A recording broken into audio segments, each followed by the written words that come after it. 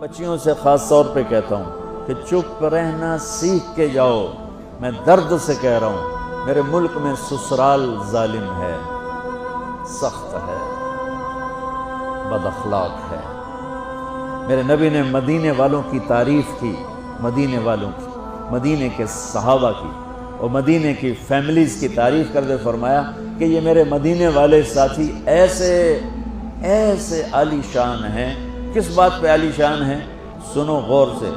فرمایا یہ میرے مدینے والے صحابہ یہ اتنے عالی شان ہیں، جب یہ کسی کی بیٹی کو لے آتے ہیں ڈولی میں ڈال کے تو آنے والی بچی کو ذرہ برابر احساس نہیں ہوتا ماں باپ کے گھر میں ہوں یا سسرال کے گھر میں.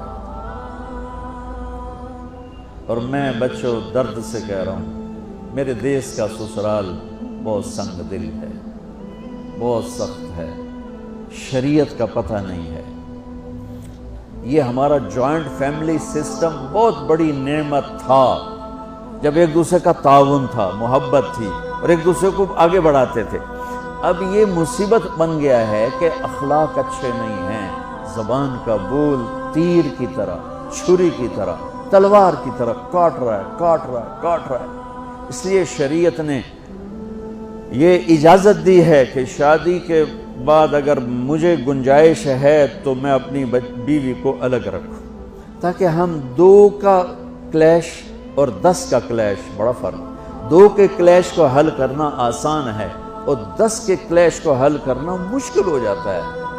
اور خواہ مخواہ کے کلیشز جو زندگی برباد کر دیتے ہیں. جس بچی نے میری نسل کو پالنا پڑھانا اور بڑھانا ہے، اسی کو میں تانے دے کے میری نسل، آج کے ماں باپ جن کو ساس سسر کہتے ہیں، یہ خود اپنی اگلی نسل کے دشمن بنے بیٹھے ہیں کہ آنے والی بہو کو عزت دینے کی بجائے، محبت دینے کی بجائے، بیٹی بنانے کی بجائے وہ ایک ایسا رویہ اختیار کرتے ہیں جو کہ اخلاق کوئی نہیں ہے. وہ سڑ کڑ مرتی ہے نہ جیتی ہے. مشرق کی بیٹی ہے، گھٹ گھٹ کے مر جانا ان کی صفت ہوتی ہے. اس لیے میرے نبی کی شریعت کہ اگر میں مالدار ہوں تو میں اپنی بیوی کو الگ گھر لے کر دوں، اگر میرے پاس اتنی گنجائش نہیں اس کو کرائے پر لے کر دوں، اگر میرے پاس اتنی گنجائش نہیں تو پھر گھر میں اس کے لیے ایک کمرہ، ایک کچن، یعنی ایک پورا پورشن اس کے لیے الگ ہونا چاہیے. وہ بیڈ روم اسی کا ہو، اس میں کوئی اور نہ آئے. وہ کچن اسی کا، اس میں اور کوئی نہ آئے. اگر تم اتنا نہیں کر سکتے ہو تو پھر تسبیح پڑھو، تو روزے رکھو، شادی نہ کرو. کسی دی بیٹی نو برباد نہ کرو، کسی دی بیٹی نو برباد نہ کرو، کوئی دھکے کھاوے.